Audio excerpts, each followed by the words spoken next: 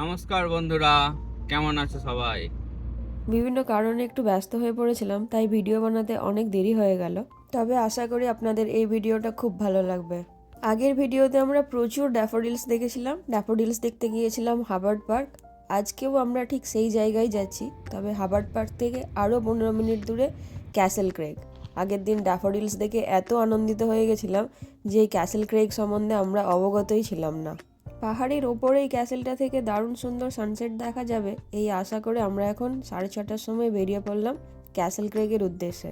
আজকে অন্ধকার নামতে প্রায় 9টা থেকে 9:15, তাই দারুণ সুন্দর একটা সানসেট দেখা যাবে আর অনেকটা হাতে টাইমও থাকবে। আগের দিন হাবার্ড পার্কে ঘোরার সময় আমরা ক্যাসেলটা দেখেছিলাম, কিন্তু আমাদের ঠিক রাস্তাটা জানা ছিল না, আইডিয়াও ছিল না। পরে শুনলাম যে ওখান থেকেই ক্যাসেলটা খুবই কাছাকাছি পড়ে, তো আমরা এখন আবার সেজন্য আজকে যাচ্ছি ক্যাসেলের দিকে। ওটা নিচে থেকে দেখা যায়, খুব ছোট্ট দেখতে লাগে, অনেক ফায়ার ওয়ার্কসও হয় মাঝে মাঝে সেখানে। দেখুন, প্রায় 112 কিলোমিটার/আওয়ারে আমাদের গাড়ি চলছে, তাও সব গাড়ি আমাদেরকে ওভারটেক করে চলে যাচ্ছে। স্পিড লিমিট কিন্তু 65 মাইলস/আওয়ার, কিন্তু কেউ কথা শুনছে না। তবে আমরা নিয়ম মেনেই চলবো, অকারণে স্পিডে যাব না। এখানে দেখছেন সবাই বাঁ দিক দিয়ে গাড়ি আমাদের ওভারটেক করছে, কারণ এখানে বাঁ দিকের লেনটা ফাস্টেস্ট আর ডান দিকের লেনটা স্লোয়েস্ট। এখানে একটা খুব ভালো জিনিস হচ্ছে, কেউ কাউকে হর্ন দেয় না কারণে। মানে এখানে হর্ন দেওয়াটাকে খারাপ চোখে দেখা হয়। কেউ কাউকে হর্ন দিচ্ছে মানে সে হয়তো কিছু না কিছু একটা ভুল করেছে, কারণ সবাই এখানে খুব রুলস ফলো করে চলে। তো কিছুমাত্র যদি ভুল হয় তবেই অন্যজন হর্ন দেয়। আমরা এখনো অবধি কাউকে হর্ন দেওয়ার কোনো সুযোগ পাইনি, তবে হর্ন খেয়েছি অনেকবার, কারণ প্রথম প্রথম শিখতে গিয়ে ভুল হয়েছে, তখন অনেকেই হর্ন দিয়েছে, কিন্তু আমরা এখন অবধি কাউকে হর্ন দেওয়ার সুযোগ পাইনি, দিতে চাইও না। কিনে থেকে আমি হর্ন বাজিয়েছি বলে মনে পড়ছে না। মেরিডেন সিটিতে পৌঁছালাম আমরা। অনেক পুরানো শহর, ঘরগুলো বেশ কাছাকাছি। আমরা যেখানে থাকি সেখানে ঘরগুলোর মধ্যে অনেক দূরত্ব থাকে, কিন্তু এখানে দেখছি ঘরগুলো বেশ কাছাকাছি। এই কাছাকাছি যেগুলো বাড়ি সেগুলো একটু পুরানো ধরনের সিটি হয়, বাড়ির স্ট্রাকচার দেখলেও অনেকটা বোঝা যায়। তো এই জায়গাটার নাম মেরিডেন। কাছাকাছি একটা মলও দেখলাম, মেরিডেন মল। যাইনি কখনো, পরে নিশ্চয়ই কখনো যাব, গেলে আপনাদের সাথে অবশ্যই শেয়ার করব। আমাদের এখনো পৌঁছাতে প্রায় 20 মিনিট মতো লাগবে। এখানে রাস্তাও খুব সুন্দর, জার্নিটা ঠিক জার্নি বলে মনে হয় না। তবে এবার আমরা পৌঁছে গেছি। এই রাস্তাটা একদম পার্কের পাশে। এই পার্কটাতেই আমরা আগের দিন প্রচুর হেঁটেছিলাম, অনেক ভিডিও করেছিলাম। ঠিক এর পাশ দিয়েই যাচ্ছে সোজা ক্যাসেল ক্রেগের রাস্তা। আর একটু সোজা গেলে আমরা একদম পৌঁছাবো ক্যাসেল ক্রেগের গেটে। গেটে দেখুন খুব সুন্দর করে লেখা আছে 10টা থেকে 5:30 PM। আমরা প্রায় 2 থেকে 2.5 ঘন্টা লেট। এই জন্য আগে থেকে একটু রিসার্চ করে আসতে হতো, আমরাও জানতাম না, এখনই জানলাম। আমরা লেট করে ফেলেছি, এটা আমাদের জানা ছিল না, গুগলেও ঠিকঠাক লেখা ছিল না। তো আমরা আজকে তো ঢুকতে পারলাম না, পরের দিন আসবো নিশ্চয়ই, টাইম মেনটেন করে। এটাও লেখা ছিল যে 5:30 অবধি এন্ট্রি না, 5:30টার আগে বেরিয়ে যেতে হবে, এবং যদি কেউ বেরোতে না পারে ওদেরকে আলাদা করে গেট ওপেন করতে হয়, তাহলে $92 ফাইনও নেবে। মানে এরকম রেস্ট্রিকশন কিন্তু আমি কোথাও দেখিনি, নিশ্চয়ই এর পেছনে কোনো না কোনো কারণ আছে। তো আমাদের আরেকটু রিসার্চ করে আসা দরকার ছিল। গুগলও ঠিকঠাক লেখা ছিল না, ইনফ্যাক্ট রাস্তাও ঠিক করে দেখাচ্ছিল না, ভুল দিকে দেখিয়েছিল। একজনকে জিজ্ঞেস করে আমরা জানতে পারলাম যে গেটটা উল্টো দিকে, মানে আমরা বুঝতেই পারছিলাম না। যাই হোক, অনেক দেরি হয়ে গেছে তাই বন্ধ হয়ে গেছে। পরের দিন আসলে আমার মনে হয় দুপুর দুপুর করে আসতে হবে, তাই তো 3টের আগে আসতে হবে, কারণ এখান থেকেও আরো 15 মিনিট যেতে, আবার আসতেও 15 মিনিট, মাঝে কিছুক্ষণ থাকতে গেলে আমার মনে হয় এটা হোল ডে প্রোগ্রাম, মানে অনেক তাড়াতাড়ি আসতে হবে, 5:30টার আগে ওখান থেকে বেরিয়ে আসতে হবে। আসবো নিশ্চয়ই পরের দিন, দেখবো আমরা তখন ক্যাসেল ক্রেগ। আজকে আমরা একটু হাবার্ড পার্ক ঘুরেই চলে যাবো। এক রাস ভারাক্রান্ত মন নিয়ে আমরা ফেরত যাচ্ছি। ক্যাসেল ক্রেগটা দূর থেকেও আজকে দেখতে পাচ্ছি না, মনে হয় আমাদের কপালে লেখাই নেই। দূর থেকে দেখিয়ে দিতে পারি। না না, দুঃখ পাওয়ার কিছু নেই, সবকিছুর পেছনে কিছু না কিছু ভালো হয়। তো নিশ্চয়ই আমরা পরের দিন যাব, আজকে তো গেলে টাইমও পেতাম না। এই পার্কটা খুব সুন্দর, হয়তো একটু আগে এলে ঢুকে যেতাম, কিন্তু বেরোতে পারতাম না। আগের ভিডিওতে আমরা এই জায়গাটাতেই দেখেছিলাম, অনেক ড্যাফোডিলস ছিল, এখন একটাও ড্যাফোডিলস নেই। গরম পড়ে গেলে আর থাকে না, একমাত্র এপ্রিলের সময় থাকে। আজকে মনে হয় কানার ক্যাসেল যাওয়ার মন হয়নি, তাই আমরা যেয়ে উঠতে পারলাম না। তবে নিচে থেকে ক্যাসেলটা দেখা যায়, সেটা অ্যাটলিস্ট আপনাদের আজকে দেখিয়ে দিই। এই যে দেখুন পাহাড়ের ওপরে ক্যাসেলটা দেখা যাচ্ছে, কিন্তু এত দূর বলে ঠিক বোঝা যাচ্ছে না। তবে ক্যাসেলের ওপর থেকেও এই পার্কটাকে খুব সুন্দর দেখা যায় শুনেছি। আজকে আর আপাতত করার কিছু নেই, তাই একটুখানি সিমুই আছে আর ওই পাশে লেবু, একজন হেলদি একজন আনহেলদি খাবে, তারপর আমরা আবার বাড়ির উদ্দেশ্যে আজকের মতো রওনা দেবো। কিন্তু যেটা দেখতে চাই সেটা তো একদম দেখতে চাই, তাই পরের দিন হাতে টাইম নিয়ে একদম বেরিয়ে পড়লাম আবার ক্যাসেলের উদ্দেশ্যে। এই রাস্তাটা ঠিক ক্যাসেলের ওই গেট যেখান অবধি আমরা কাল পৌঁছেছিলাম তার ভেতর থেকে, বাইরেই লেখা ছিল যে রাস্তাটার একটু স্লোপ বেশি, তাই কেয়ারফুল ড্রাইভিং করতে হবে। এখান থেকেও ক্যাসেল পর্যন্ত পৌঁছাতে প্রায় 15 মিনিট দেখাচ্ছে, কিন্তু দেখলাম কিছু মানুষ হেঁটে হেঁটেই যাচ্ছে। কিভাবে সেটা সম্ভব করেছে আমার কোনোই ধারণা নেই। চলে এসেছি ক্যাসেলে, চলুন আপনাদেরকেও একটু দেখাই। সব থেকে ভালো হচ্ছে যে এখান থেকে একটা অসাধারণ ভিউ পাওয়া যায়।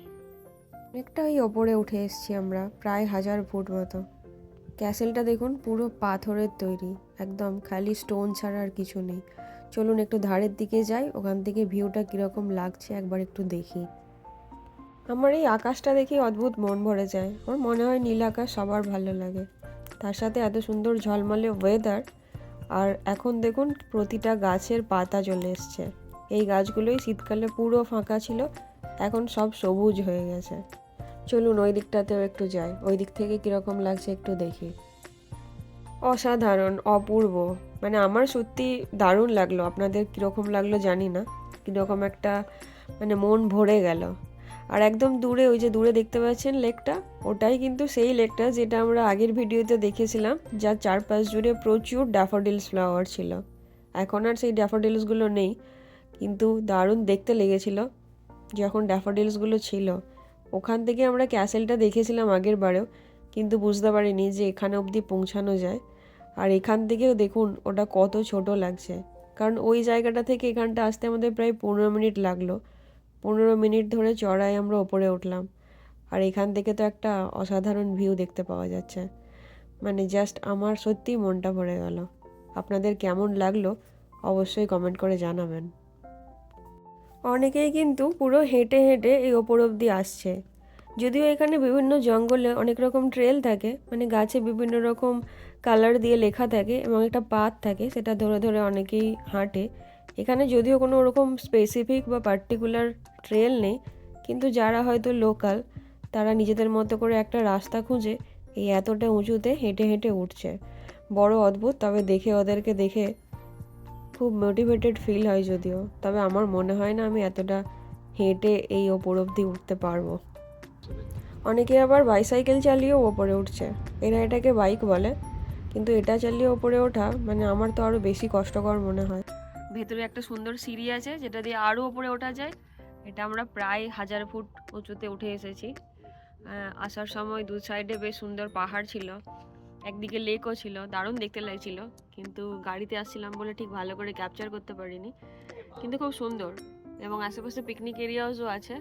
তবে এদের একটা অদ্ভুত রুলস যে এখানে 5:30টার আগে বেরিয়ে যেতে হবে, মানে এখান অবধি 5:30 অবধি থাকতে দেবে না, একদম গেট অবধি পৌঁছে যেতে হবে, হাবার্ড পার্কের গেটে। তারপরে যদি বেরোয় তাহলে আবার $92 ফাইন নিয়ে নেবে, সেটা একটু সমস্যার। তো জানি না এরকম কেন রুল, কারণ এখান থেকে এত সুন্দর সানসেটটা দেখতে পাওয়া যাবে। এই দেখুন দেখাচ্ছি, দেখুন কত সুন্দর এখান থেকে সানসেটটা দেখা যাবে, কিন্তু সানসেট অবধি বসতে দেবে না। সানসেট তো হবে 9:30টায়, আর আমাদেরকে বেরিয়ে যেতে হবে 5:30টায়।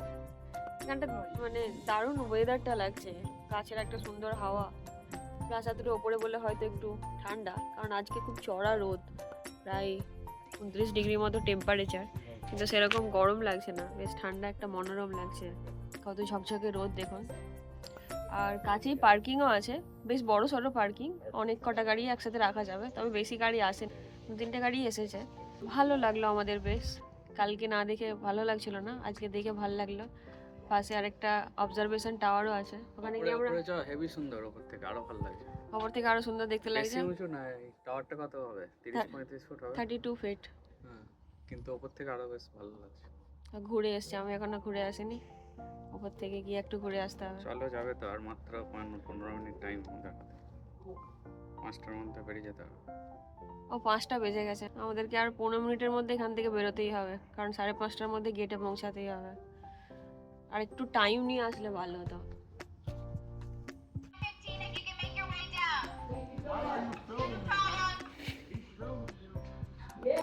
দেখুন পুলিশে এসে অলরেডি কিন্তু অ্যানাউন্স করা শুরু করে দিয়েছে যে সবাই নিজের মতো প্ল্যান করে নাও, যাতে 15 মিনিটের মধ্যে এখান থেকে বেরিয়ে যেতে পারো। চলুন এবার ওপরে যাই, ওপর থেকে কীরকম দেখতে লাগে একবার দেখে আসি। অন্য যে কোনো টাওয়ারে ওঠার সময় একটা অদ্ভুত সাফোকেটেড ফিল হয়, কিন্তু এটাতে এরকম কিছুই ফিল হলো না। বেশ বড় সড়ো, প্রায় 52 সেন্টিমিটার পরিধি।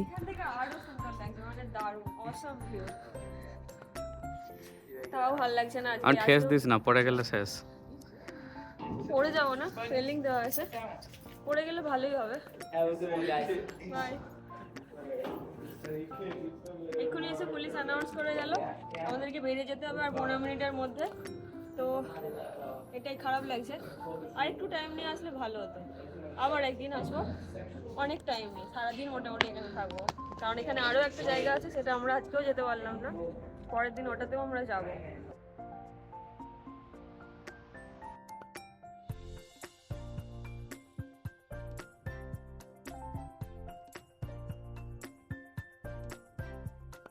দূর অব্দি রাস্তাটা দেখা যাচ্ছে, মানে গাড়িগুলো এইটুকুটুকু লাগছে এত ডিস্টেন্সে।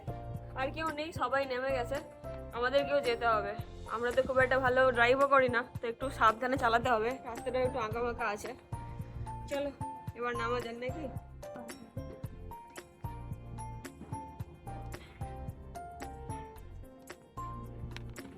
অনেক চড়া চড়া সিঁড়ি, মোটামুটি উঠতে নামতে কোনোটাই কোনো অসুবিধা হয়নি।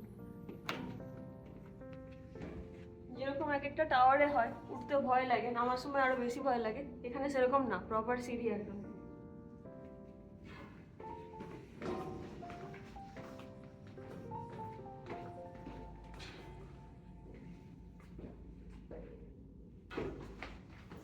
খুবই ইচ্ছা হচ্ছিল যে আরো 2 ঘন্টা বসি এখানে, কিন্তু মনে হয় জায়গাটা খুব একটা সেফ না, অনেক বন্য জন্তু বেরোতে পারে, কারণ ওঠার সময় 2 সাইডে বেশ ঘন জঙ্গল দেখলাম, তাই জন্যই হয়তো এখানের রুলটা একটু বেশি স্ট্রিক্ট।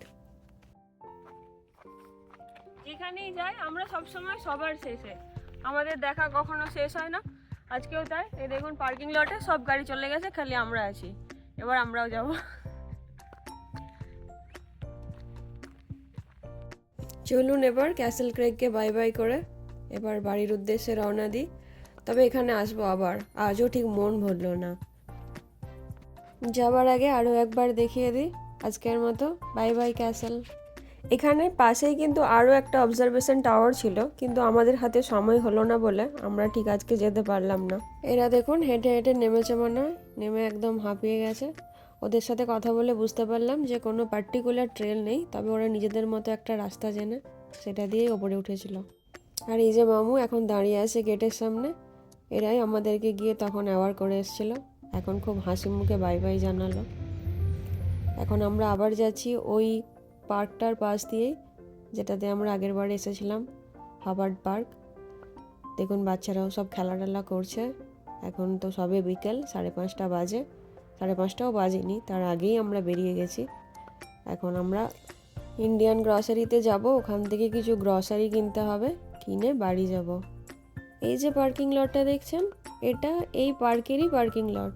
যারা হেঁটে ওপরে উঠছে মানে ট্রেল করছে, তারা এখানে গাড়ি পার্ক করে রেখে তারপর হেঁটে হেঁটে ওপরে উঠছে, বা কেউ বাইক নিয়ে ওপরে উঠছে। এই পার্কটাতেও করার মতো অনেক অ্যাক্টিভিটি আছে। অনেকে দেখলাম যে আবার চুপচাপ খালি বই নিয়েও পড়াশোনা করছে, কারণ খেলাধুলাও করা যাবে, আবার পড়াশোনা করার মতো শান্ত পরিবেশও আছে। যাই হোক, এই পাশের ঝর্ণাগুলো কিন্তু আমরা আগের বারে দেখিনি, এখন সামার শুরু হতে ওগুলো শুরু হয়েছে। এবার আমরা হাবার্ড পার্কেও বিদায় জানাই, জানিয়ে আমাদের বাড়ির উদ্দেশ্যে রওনা দিই। দারুণ না পার্কটা, একদম বারবার আসার মতো। একদম বাসার কাছাকাছি পৌঁছে গেছি।